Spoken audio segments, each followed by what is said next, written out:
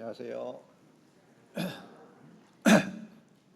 예, 반갑습니다. 다 함께 기도드리겠습니다. 은혜와 사랑이 풍성하신 살아계신 아버지 하나님, 세상 죄악 가운데서 우리를 구원해 주시고 늘 주님의 은혜 가운데 거하게 하심을 감사드립니다. 그 주님의 놀라운 사랑을 깨달은 우리들, 오늘 또 주일 아침 맞이해서 이 자리에 함께하고 있습니다. 각 사람의 형편과 사정을 아시는 주님께서 친히 두루 행해 주시고 필요한 말씀 가운데로서 풍성히 공급해 주시기를 간절히 원합니다.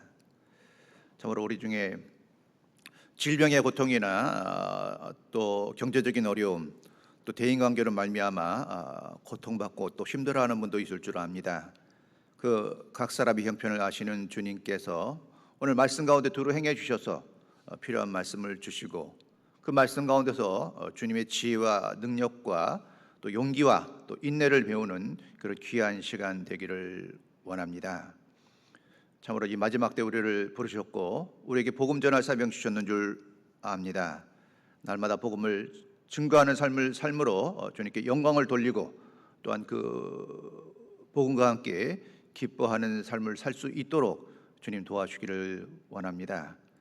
그러나 우리 스스로 보기에도 너무나 부족하고 또 어리석은 부분이 많이 있는 줄 압니다. 모든 것을 아시는 주님께서 또 오늘 말씀 가운데 친히 세워주시고 더욱 든든히 믿음 가운데 거할 수 있도록 도와주기를 원합니다. 아직도 구원받지 못한 우리 가족과 친족들에게 속히 복음 전해줄 수 있도록 도와주시고 그 일을 위해서 우리가 합력하여 손을 이룰 수 있기를 원합니다. 여러 가지 개인 사정으로 이 자리에 함께하지 못하는 분들도 어디든지 그들과도 함께 하시고 또 속히 말씀과 교제 가운데로 인도해 주기를 간절히 원합니다. 올해 가지고 있는 모든 계획 가운데 주 성령께서 우리 봉성교회와 함께 해주시고 큰 역사 이루어질 것을 믿사옵니다. 이 모든 말씀 우리 죄악 가운데서 구원해 주신 예수 그리스도 이름 받들어 기도드립니다. 아멘. 구약 성경 시편 16편입니다.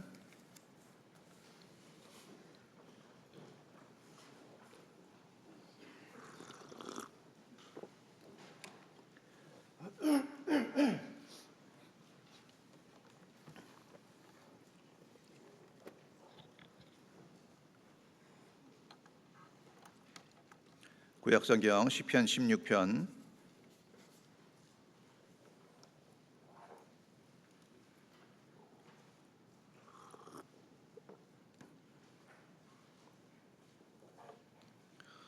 3절입니다.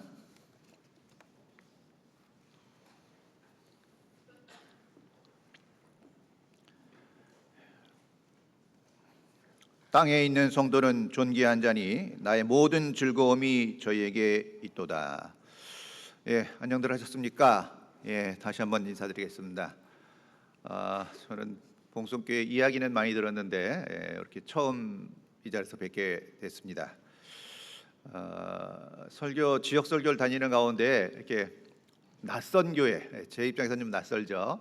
처음 가는 교회를 갈 때는 주변 분들에게 종종 물어보는 경우들이 있어요. 봉성교회 설교가 잡혔는데 봉성교회는 어떤 교회입니까?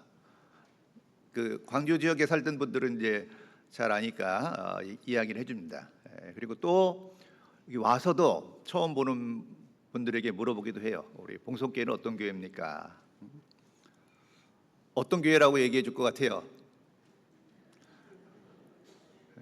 우리 교회 식구, 봉성교회 식구들이 말하는 봉성교회와 타 지역에 있는 성도들의 봉성교회를 보는 모습이 어떤 걸까? 궁금하죠? 그래요. 우리는 모두 그런 궁금증을 갖고 있어요. 그렇죠? 우리 교회를 어떻게 보고 있을까? 또 나는 어떻게 생각하고 있을까에 대해서 궁금해 하잖아요. 근데 뭐 이렇게 다양하지만 공통점이 하나 있었는데 이렇게 귀결되더라고요. 봉성교회는 영육간의 축복받은 교회다라는 얘기를 많이 하셨어요. 영육간의 축복받은 교회. 뭐 이런 경우들이 있잖아요. 뭐 영적인 축복을 받았는데 물질적으로 좀 어렵다든지 뭐 그럴 수 있는데 봉성교회는 거의 대부분 그렇게 얘기해 주시더라고요. 그리고 뿐만 아니라 아주 다양한 은사를 가진 분들이 넘치는 교회다라고 아주 축복스러운 이야기를 해줬는데 와서 이렇게 첫인상을 뵈니까 너무 밝고 또 아주 표정들도 너무 부드럽고 좋아서 그에게 진실성이 있다라는 생각이 들어서 아주 좋은 마음으로 시작하게 됐습니다. 그래서 하나님 우리에게 주시기를 원하시죠. 내 영혼이 잘된 같이 내가 범사에 잘되고 강건하길 원하신다고 말씀하고 있기 때문에 참으로 영육간에 축복받은 것은 큰 하나님께 감사거리라고 생각합니다. 자, 만민에게 생명과 호흡과 만물을 친히 주시는 자라고 말씀하고 있지 않습니까? 그래서 하나님께서 우리에게 주시기를 원하셔요. 그런데 조건은 있죠. 준비된 자에게 주시기를 원하시는 것이 분명하고 우리 봉성교회에 참으로 주님께서 많은 걸 주셨다라고 생각합니다. 그렇죠. 생명도 주시고 호흡도 주시고 건강도 주시고 재능도 주시고 가족도 주시고 좋은 동역자도 주셨다는 것은 참 축복이잖아요. 자, 그런데 그 모든 것들을 받았다 할지라도 시간을 선물 받지 못하면 아무 의미가 없죠. 모든 것들을 시간 속에서 사용할 수 있는 것이기 때문에 그래요. 그래서 우리 모두에게 하나님께서 2023년을 허락하셨다는 것은 그 모든 받은 은사와 은혜를 가지고 정말 주님을 위해서 더욱 살으라는 기회를 주셨다고 생각합니다. 그렇죠. 아니 많은 은사와 가진 것이 많다 할지라도 우리에게 시간과 생명은 같은 개념이지 않습니까? 그렇죠. 생명이 끝나면 시간도 끝나는 것이니까요. 새로운 한 해를 주셨다는 것은 참으로 감사한 일이고 우리가 아직도 주님의 영광을 살 수 있는 복음을 살 수 있는 기회가 주어졌다는 겁니다. 그러나 그 기회가 주어졌어도 그 기회를 살리지 못하는 사람도 많이 있죠. 정말 우리 봉선 식구들은요 새 한 해를 맞이하는 가운데 정말 마음의 다짐을 딱 하고 올해는 작년과 같지 않은 더욱 도약하고 비상하는 한 해가 되기 위해서 뭔가 마음을 다지고 실제적인 준비라는 것이 필요하겠다 생각이 듭니다. 자, 시편 16편 3절입니다. 땅에 있는 성도는 존귀한 자니 나의 모든 즐거움이 저희에게 있도다. 땅에 있는 성도는 그랬죠. 땅에 있는 성도 하면 생각나는 거 없으세요? 저는 땅에 있는 성도 하면은 바로 생각나는 게 하늘에 있는 성도가 생각이 나요. 그렇죠? 땅에 있는 성도만 있는 게 아니죠. 하늘에도 성도가 있지 않습니까? 땅에 있는 성도 하면 하늘에 있는 성도가 생각나는데 구원을 받고 그렇죠. 구원을 받고 하나님의 부르심을 받아서 낙원에 먼저 가 계신 성도님들이 계시잖아요. 예수님 십자가에 달리실 때 양편에 두 강도가 있었는데 그 한 강도가 예수님께 자기 영혼을 부탁합니다. 그때 예수님께서 그 강도의 말을 들으시고 오늘 내가 나와 함께 낙원에 있으리라 하시니라 그랬죠. 그러니까 그때 그 강소는요 좀 평생 죄 짓고 살다가 마지막 순간에 정말 중요한 선택을 잘했죠. 그래서 구원을 받고 그 이후 오늘까지 낙원에서 영원한 즐거움 가운데 있는 것이 사실이잖아요. 자, 만약에 하나님께서 우리 봉석교회 식구들에게 자, 성도로서 이 땅에 있는 것이 좋으냐 낙원에 있는 것이 좋겠느냐라고 물으신다면 뭐라고 대답하실 것 같아요? 이 땅에 있는 성도의 모습으로 있는 것이 좋으냐, 이 땅의 성도의 모습으로 지금 살고 있는 것이 좋으냐, 아니면 낙원에 있는 성도로 있는 게 좋냐라고 물어본다면 어느 걸 선택하실 것 같아요? 뭔가 함정이 있는 것 같아요. 대답을 안 하시네. 뭐 각자 생각이 있으시겠죠. 근데 많은 분들이 낙원에 있으면 하면 좋겠다라는 대답을 해주시는 것 같아요. 더군다나 뭐 건강을 잃어서 너무 고통 가운데 사시거나 너무 경제적으로 쪼달리거나 어렵거나 그렇죠? 인간관계가 깨지고 배신당하고 사기당하고 여러 가지 고통 가운데 있는 사람들은 아마 더 간절한 소망일 거라고 생각해요. 빨리 육신을 벗어나서 주님과 함께 살고 싶다. 어떤 사람은 새로운 해를 맞이해서 희망과 포부를 갖고 힘있게 살아가기도 하지만 어떤 사람은 또 이런 사람도 있을 수 있잖아요. 2023년은 어찌 살고 그런 분도 있을 수 있겠죠. 그렇게 현실적으로 어려움에 처해 있는 사람들은 대부분 다 주님 앞에 빨리 가고 싶다는 생각을 하고 낙원인 성도를 택할 가능성이 많다고 생각해요. 사도들도 그런 생각을 한 것 같습니다. 우리 사도 바울도 이런 말씀을 하셨죠. 고린도후서 5장입니다. 신약 성경 고린도후서 5장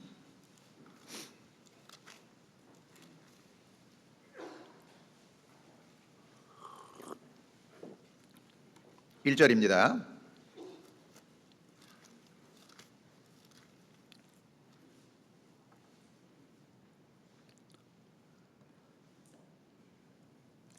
만일 땅에 있는 우리의 장막집이 무너지면 하나님께서 지으신 집 곧 손으로 지은 것이 아니요 하늘에 있는 영원한 집이 우리에게 있는 줄 아나니 과연 우리가 여기 있어 탄식하며 그랬죠. 탄식하며 하늘로부터 오는 우리 처소로 덧입기를 간절히 사모하노니.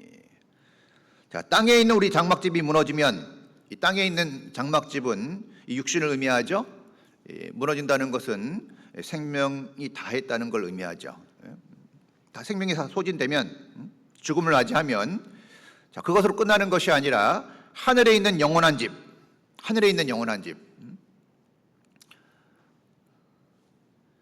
자, 저는 부산에서 왔습니다. 전 서울에 있다가 올해 부산으로 발령받고 이제 왔는데요.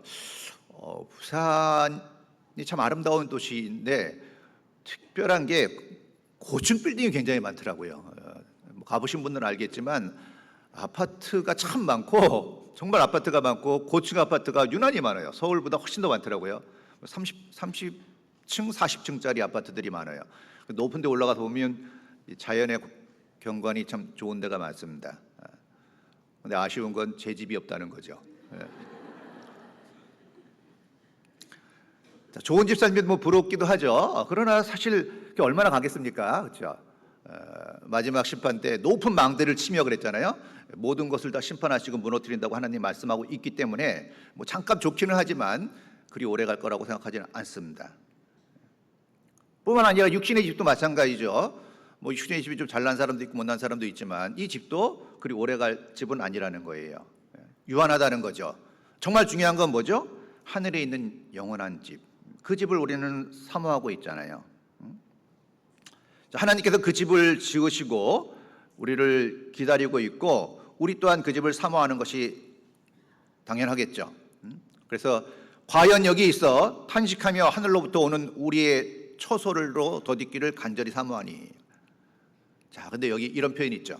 과연 여기 있어 탄식하며 그랬잖아요. 탄식하며 하늘로부터 오는 우리 처소로 덧입기를 간절히 사모하니. 이 초대교회 성도들도 복음 전하는 삶이 많이 힘들고 어려웠잖아요. 그렇죠? 우리 시대보다도 훨씬 더 환난과 고난이 많았기 때문에 탄식하며 그랬죠. 그러니까 이 세상이 너무나 어려우니까 탄식 가운데 있으면서 간절히 사모하는 게 뭡니까? 그 영원한 집에 가기를 바라는 거예요. 저는 처음 구원받고 이 말씀 보고 조금 그랬어요. 의인은 고난이 많으나, 의인은 고난이 많으나. 구원받았으면 이제 고난도 없고 좋은 날만 계속될 거라고 기도했는데 의인은 고난이 많다라고 말씀하고 있거든요. 욥기에 보면 인생은 고난을 위해 났다고 말씀하고 있는데 그 고난을 위해 난 인생 자체가 고난이 많은데 의인은 고난이 많다고도 강조하고 있으니까 구원받은 삶의 삶 속에는 고난이 있는 거예요. 그런데 다행스러운 것은 그 모든 고난에서 건지시는도다. 하나님 필요한 고난을 우리에게 감당할 만한 고난을 우리에게 주시죠. 우리를 위해서 주시는 거예요. 고난 당할 만큼 주시고 감당할 만큼 주시고 고난을 감당할 만큼 주시고 피할 길을 주신다고 약속하셨어요. 그렇게 약속하셨어도 육신이 있는 이상은 고난을 좋아하지 않죠. 여러분 그런 기도 하셔요? 고난 좀 더 주세요 하나님. 그런 기도는 거의 안 하죠. 고난이 유익이라고 배웠고 감당치 못할 고난당을 허락지 아니하시고 감당치 못할 허락지 않는 가운데 피할 길도 주신다고 약속했지만 그래도 우리는요 고난을 육신적으로 좋아하진 않아요. 자, 그러니까 많은 고난이 올 때 빨리 주님 앞에 가고 싶다라는 그런 생각이 들잖아요. 하늘로부터 오는 우리 처소로 덧입기를 간절히 사모하니. 뿐만 아니라 빌립보서에는요, 오직 우리의 시민권은 하늘에 있는지라 거기로서 구원하는 자 곧 예수 그리스도를 기다리노니 그랬거든요. 기다리노니. 기다린다는 건 뭐죠? 소망을 가지고 있고 그날을 사모하는 가운데 바라고 있는 거죠. 세상이 너무 좋다면 그런 마음이 그렇게 많이 들지는 않을 거예요. 사실 그날을 간절하게 사모할 때는요, 대부분 어려울 때입니다. 그러니까 탄식하며 기다린 거예요. 자, 빌립보서 1장입니다. 빌립보서 1장.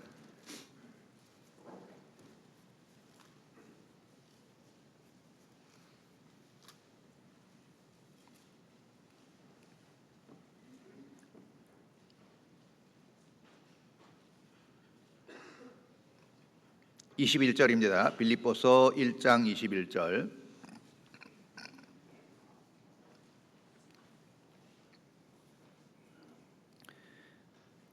이는 내게 사는 것이 그리스도니 죽는 것도 유익함이니라. 그러나 만일 육신으로 사는 이것이 내 일의 열매일진데 무엇을 가릴는지 나는 알지 못하노라. 내가 그 두 사이에 끼었으니 떠나서 그리스도와 함께 있을 욕망을 가진 이것이 더욱 좋으나 그러나 내가 육신에 거하는 것이 너희를 위하여 더 유익하리라. 자, 사도 바울께서도 복음을 전하는 가운데 많은 고난이 있었잖아요. 정말 우리가 상상할 수 없는 고난, 매를 맞고 옥에 갇히고 속기도 하고 굶주리고 춥고 잠 못 자고 뭐 수없이 많은 고난을 겪는 가운데 그도 육신이 있었기 때문에 하루빨리 천성에 가기를 분명히 원했죠. 자, 그런데 나는 개인적으로 가기를 원하지만 내가 이 땅에 남아 있는 것이 이 세상에 머물러 있는 것이 빌립보 성도들 너희에게는 유익하다. 나는 갔으면 좋겠지만 개인적으로 내가 남아 있는 것이 너희들에게 유익하다. 우리도 그렇잖아요. 때로는 주님 앞에 가고 싶기도 하다가 아직 이 땅에 남아 있는 구원받지 못한 가족들을 생각할 때는 또 마음이 주춤하죠. 사도 바울도 똑같은 마음을 가지고 이렇게 표현했죠. 내가 그 두 사이에 끼었으니, 두 사이에 꼈다. 삶과 죽음 사이에 껴 있는 거예요. 사실 우리도 마찬가지죠. 자, 개인적으로 생각할 때는 오늘이라도 주님 앞에 섰으면 좋겠다는 마음을 가지고 있지만 아직도 구원받지 못한 가족과 친족과 지인들을 생각할 때 어때요? 또 생각이 바뀌지 않으시나요? 자, 주 예수를 믿으라 그리하면 너와 내 집이 구원을 얻으리라는 약속을 해주셨어요. 자, 내가 구원받고 우리 가족들이 구원받는 게 너무나 당연한 일이고 약속까지 있는데 아직 성취 안 된 가족들이 많잖아요. 그 생각을 할 때 혹시 그렇게 하나님의 약속이 있음에도 불구하고 우리 가정이 그게 성취되지 않았다면 어떤 생각을 하게 됩니까? 혹시 나의 게으름이나 나태함, 그렇죠? 두려움. 하나님 분명히 약속해 주셨는데 왜 우리 집에 빨리 속히 그 약속이 실행되지 않을까 생각할 때 나를 보게 되잖아요, 그렇죠? 나의 게으름과 나태함과 가족을 향한 또 두려움 이런 것들 때문에 주춤주춤 머뭇머뭇하다가 아직도 그 역사를 이뤄내지 못하지 않았을까? 자, 예수님은 십자가 위에서 다 이루었다 그랬죠. 예수님은 하신 일을 다 마치고 한 겁니다. 모세도 광야 40년 이스라엘 백성을 인도하고 거기까지 자기의 역할이었기 때문에 가나안 땅 앞에서 하나님의 부르심을 받았죠. 여호수아도 그에게 맡겨진 일은 뭡니까? 모세를 대신해서 요단을 건너서 가나안을 정복하는 일이었고 그 일을 마무리 짓고 하나님 앞에 섰죠. 사도 바울도 이방인에게 복음을 전하는 그릇으로 선택을 받았고 나의 달려갈 길을 마치고 믿음을 지켰으니 그랬죠. 하나같이 우리 신앙의 선진들은 고난과 어려움이 있었지만 자기의 역할과 임무를 완수하고 주님 앞에 섰기 때문에 그 영광의 면류관이 기다린다고 확실하게 그 믿음을 말씀하고 있는 겁니다. 자, 우리가 잘 아는 엘리야 선지자 갈멜 대전에서 큰 승리를 거두었죠. 큰 승리를 거두었는데 이스라엘 백성도 그렇고 정말 하늘에서 불이 내려오는 이적을 보고도 이스라엘 백성도 그렇고 그 당시의 왕이었던 아합과 이세벨 꿈쩍도 안 했잖아요. 뭔가 큰 역사를 보고 이런 게 나타나면 사람들이 깜짝 놀라고 주님께 돌아올 거라는 기대를 했는데 반응이 없는 거예요. 그러니까 낙심했죠. 그때 또 그 이세벨이요 엘리야를 죽이겠다고 막 협박하고 죽이려고 했잖아요. 그 낙심한 엘리야는요 광야로 도망해서 그 로뎀 나무 아래서 죽기를 구합니다. 죽기를 구했어요. 그 위대한 선지자가. 그렇지만 하나님께서는요, 아직 엘리야가 할 일이 남아 있었잖아요. 하사엘에게 기름을 부어서 아람 왕을 삼게 해야 되고, 예후에게 기름을 부어서 이스라엘 왕이 되게 해야 하고, 그 엘리사에게 기름을 부어서 자기의 역할을 잇는 그 제자로 세워야 되는 그런 아주 막중한 사명이 있었기 때문에 하나님이 엘리야의 생명을 보존해 주셨다는 거예요. 그러니까 그리스도인이 이 땅에 남아 있다는 것은, 아직도 하나님의 부르심을 받지 않았다는 것은 뭔가 할 일이 있기 때문이죠. 뭔가 할 일이 있기 때문이에요. 그리고 하나님께서 그 일을 할 수 있도록 기회를 허락하신 거예요.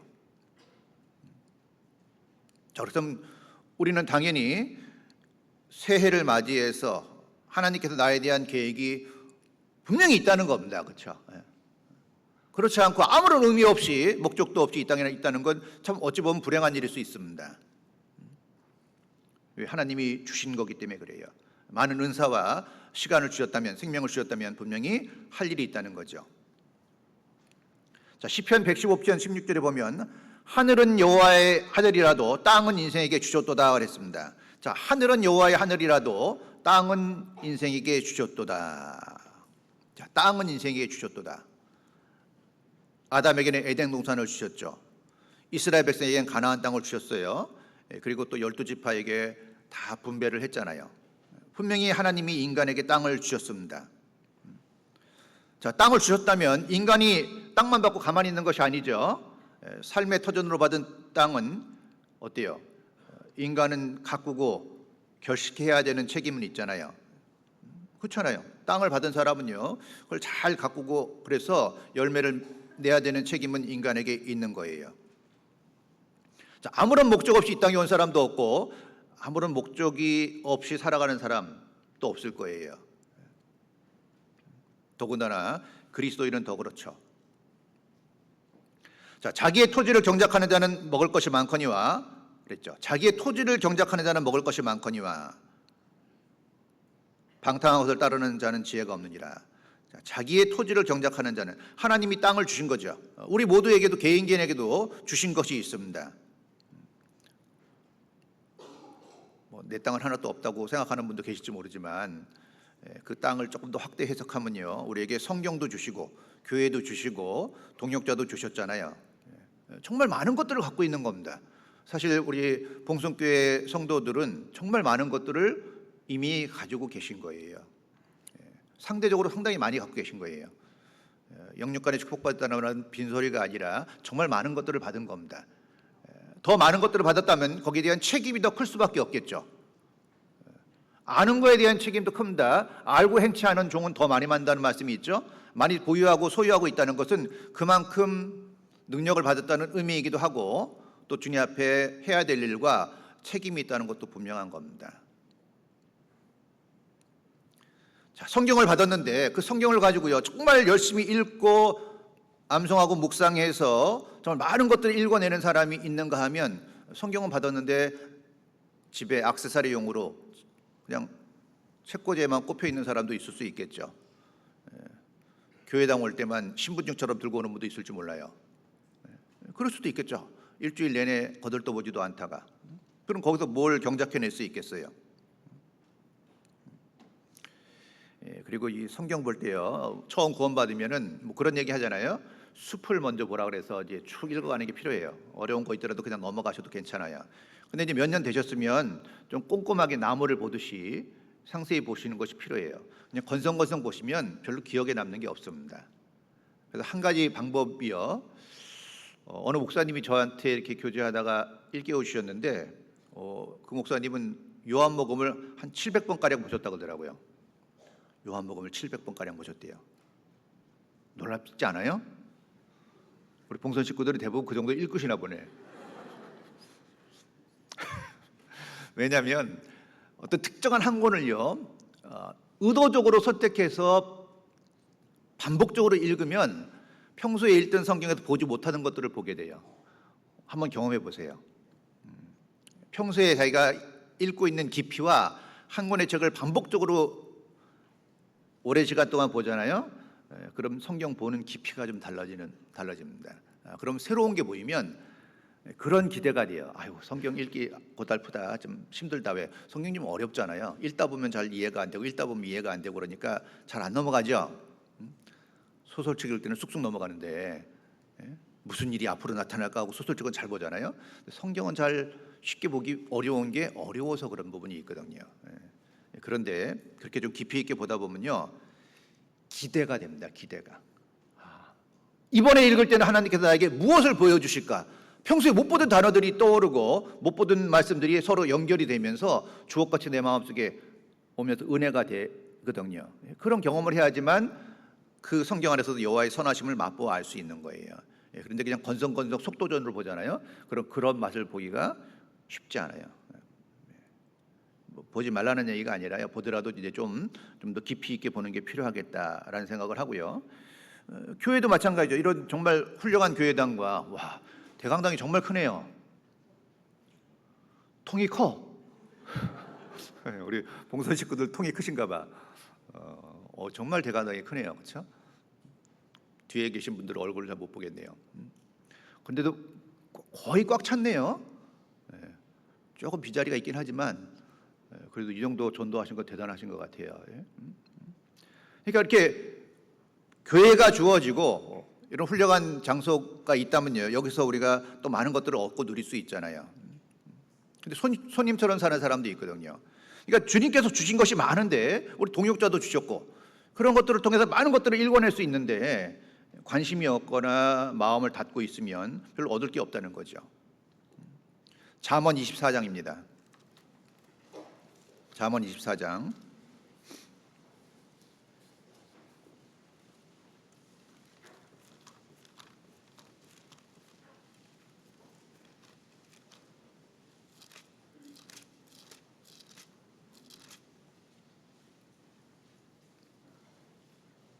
(30절입니다) 잠언 24장 30절.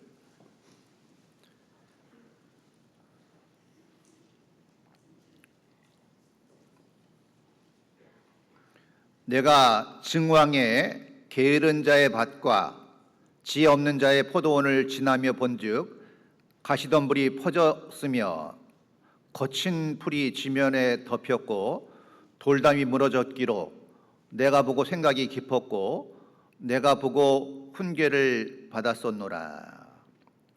이 증왕이라는 건요, 지나간 한때, 전에 이런 뜻입니다. 내가 전에 이 게으른 자의 밭과 지혜 없는 자의 포도원을 지나며 본즉 그랬죠. 가시덤불이 퍼졌으며 거친 풀이 지면에 덮였고 돌담이 무너졌기로. 이 게으른 자, 지혜 없는 자의 밭과 포도원을 지나면서 보니까요, 전혀 손대지 않아갖고 가꾸지 않아갖고 아주 못 쓰는 땅이 돼버린 거예요. 이 게으른 자의 밭이나 지혜 없는 자의 밭, 그리고 또 부지런한 자의 밭이나 지혜 있는 자의 밭도 처음에 시작할 때는 같았겠죠. 그렇죠? 시작할 땐 같았을 거예요. 그러나 시간이 흐르면서 전혀 달라진다는 거예요. 저도 전도인으로 부르심 받았을 때 어느 목사님이 그렇게 얘기해 주시더라고요. 처음엔 다 비슷한데 5년 정도 지나면 달라진다. 좀 겁나더라고요. 숨길 수 없는 달라짐, 차이가 난다는 거죠.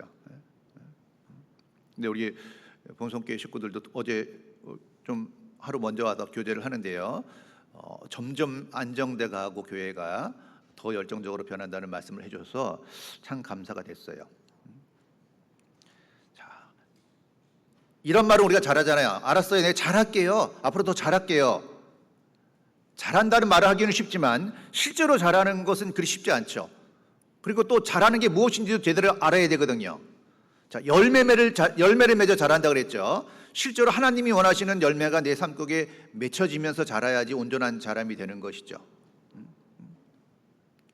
그래서 이 신앙성장의 핵심은요, 방향성과 지속성입니다. 방향성과 지속성. 방향성과 지속성. 속도는 개인마다 다를 수 있습니다. 그러나 방향성이 분명해야죠. 주님이 주신 표대를 향해서 가야 되는 방향성은 동일해야 돼요. 그리고 지속성이 있어야죠. 가다가 말다가 이 꾸준함이 있어야 되거든요. 가다가 사라졌어. 갑자기 또 나타났다가 또 사라졌다가 울그락불그락하면요 이게 좀 아름답지 못하지 않습니까? 그래서 예수는 그 지와 그 키가 자라가며 하나님과 사람에게 더욱 사랑스러워가시더라. 방향성이죠. 예수는 그 지와 키가 자라가며 하나님과 사람에게 더욱 사랑스러워가시더라. 그러니까 신앙이 자란다는 건 하나님과의 관계가 더욱 견고해지고, 하나님과의 관계가 더욱 견고해진 사람은 자연스럽게 사회성이 좋아진다는 거예요. 사회성. 그걸 다시 말하면 관계, 사람들과의 관계가 좋아지는 것인데, 자 생각해 보세요. 이 교회 생활은요 공동생활이잖아요, 그렇죠? 철저히 공동생활입니다. 개인 생활이 아니에요. 교회는 철저하게 공동생활이에요. 근데 그런 이제 공동생활에서 오는 사회성이 없으면, 어떤 질서를 지키는 거나 예절을 지키는 거나 이런 게 없으면 참 힘든 사람이 됩니다. 이 질서는 교회의 생명과 같습니다. 질서가 깨지면 뭐가 남겠어요? 근데 그 질서는 예절로 나타나거든요. 성도에게 합당한 예절이라는 말씀도 있고, 무례히 행치 아니하며 그랬죠. 그러니까 이 교회는요 사실 질서 안에서 예절이 굉장히 중요한 가치를 가지고 있고, 무례히 행하는 사람과 교제하기는 쉽지 않죠. 사람들과의 관계가 깨지는 이유 중에 하나가 뭐냐? 무례히 행하기 때문에 그래요. 근데 그걸 몰라. 왜? 무례하니까. 무례한 사람들은 자기가 무례하다는 걸 잘 몰라요. 여간 자신을 돌아보지 않으면 그런 것들을 알기가 어렵죠. 그래서 이 교제가 참 중요한 것이요. 너희 믿음의 교제가 너희 가운데 있는 선을 알게 하고 그랬거든요. 너희 믿음의 교제가 너희 가운데 있는 선을 알게 한다 그랬어요. 정말 선이 무엇인지를 알게 하는 것, 일깨우는 건 교제거든요. 그리스도께 미치도록 자라게 한다는 말씀이 있잖아요. 그래서 우리가 말씀을 충분히 배우지만 정말 마음을 열고 교제하는 게 필요합니다. 저 어제 와서 식사하고 우리 임원 몇 분하고 교제했는데 정말 유쾌하게 교제했어요. 여러분 모두하고는 교제해 볼 수 없었지만 몇몇 임원들하고 교제하는 가운데 정말 봉성교회 유쾌한 분위기가 있겠구나라는 생각이 들고, 정말 교제가 너무 좋다는 생각을 했습니다. 그건 앞으로 비전이 있다는 분명한 증거기도 해요. 대표성을 갖고 있는 거니까요. 자, 시간이 지나면서 그런 것들이 더 좋아져야 될 거 아니에요, 그렇죠? 자라가야 될 거 아니에요. 멈춰 있다는 게 얼마나 불행한 겁니까? 하나님과의 관계가 더 견고해지고, 성도들과의 관계, 지경을 점점 넓히는 그런 것들이 필요하고, 그러기 위해서는 뭔가 내가 변화를 꾀해야 되는 것이 분명히 있어요. 상대방이 변화하기를 기다리는 것이 아니라 내 쪽에서 먼저 변화하고 내가 먼저 다가가는, 좀 더 능동적인 삶을 살고자 하는 그런 것이 필요합니다. 저도 해마다 그런 생각을 많이 해요. 주님이 주신 것이 분명히 있습니다. 그걸 나눠야 되는데 좀 더 능동적으로 나누고 싶다라는 생각이 들어요. 함께 할 때 뭔가 하나님이 주시는 것이 있거든요. 근데 우리는 좀 보편적으로 좀 소극적이에요. 구원받은 사람들이 기다리는 쪽이 많아요. 기다리는 쪽. 누가 연락을 줬으면 좋겠다. 누가 커피 한잔 하자고 했으면 좋겠다. 누가 나하고 밥 먹자고 했으면 좋겠다. 하면 나가는데 하지는 않아. 그게 이제 작은 변화지만요. 그걸 바꾸면요, 그 교제나 어떤 관계가 굉장히 풍성해질 수 있어요. 그 작은 차이지만 굉장히 큰 결과를 만들어낼 수 있습니다. 그래서 한번 다짐해 보세요. 먼저 다가가 보자. 한번 마음 가시는 게 필요해요. 그게 다 상급으로 작동되거든요. 상급으로 기록되는 거예요. 왜냐하면 우리 서로가 면류관이라고 그랬거든요. 우리의 면류관이 주변에 있는 성도님들이에요. 자, 그래서요, 하늘에 있는 성도, 땅에 있는 성도 다 좋죠, 물론. 그런데 정말 눈물도 고통도 죽음도 질병도 이별도 없는 천국에 있는 것이 좋아 보이지만 꼭 그렇지도 않은 거예요. 꼭 그렇지도 않아요. 왜냐하면 전도서 9장입니다. 전도서 9장.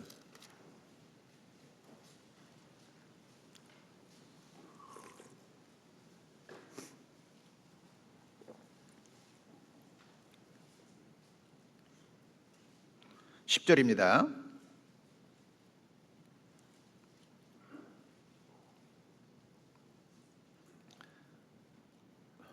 무릇 내 손이 이를 당하는 대로 힘을 다하여 할지어다.